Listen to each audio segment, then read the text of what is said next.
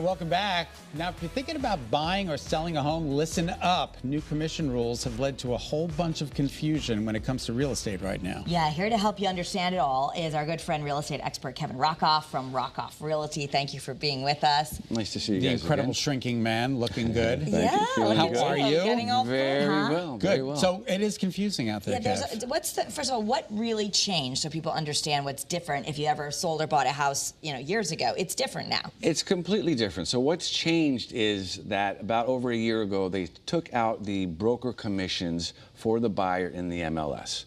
That was the rule, and that's just created a lot of confusion because it's changed the way things have been done for decades.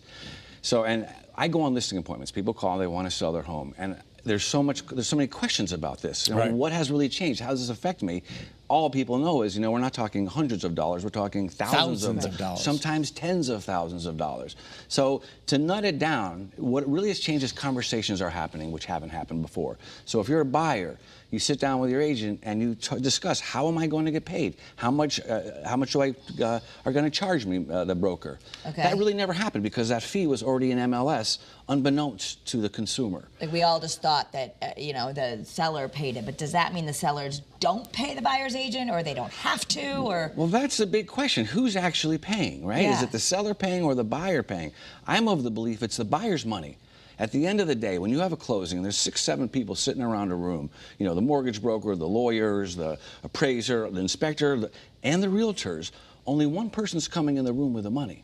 The buyer. The buyer. So it's really, but what was happening was the buyer's agent would tell the buyer, don't worry about my fee, the seller's paying it.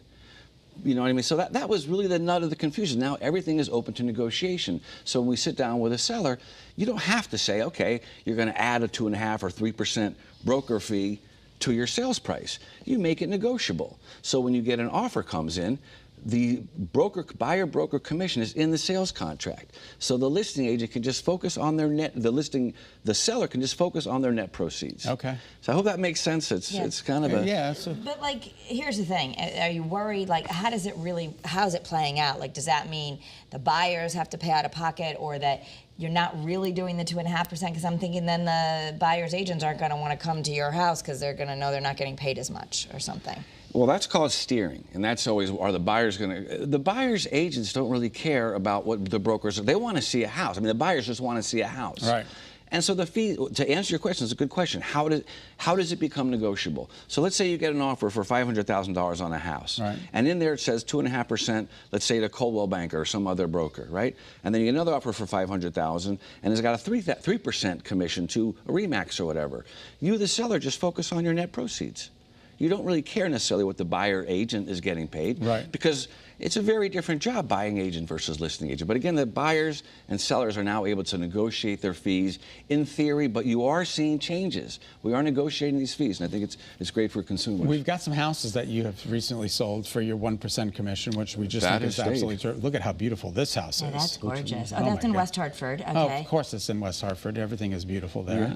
Near and dear. It is. It's near and dear, right? But so the people, we show these things because we show how people save money with our 1% fee. Right. With the professional photography, with the drone shots, with the contract negotiations, the sign, the nice. lock boxes. Love This is Windsor Locks. And Two capes. 2 capes. They both went. Oh, it's They like a family joined. compound? That was an interesting one. Yeah, Oh, wow, exactly. that's really cool. So what it means is that seller could say, I'm only going to pay a 1% commission to you, and then so that you get paid a little less. I get paid 1%. My Yeah. team, with the team, we get paid 1%, and that works for us. We can make we don't have any overhead, no considerable overhead.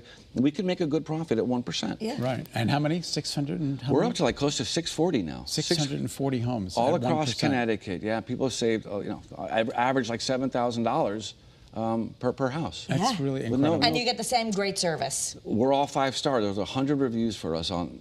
Now I'm particularly proud about that because you can do 1%, but to do a great job as a team and get over 100 all 5-star reviews, we're really proud about Well, that. and your wife Kathy is here today, which really is all that matters. Kathy, how are you?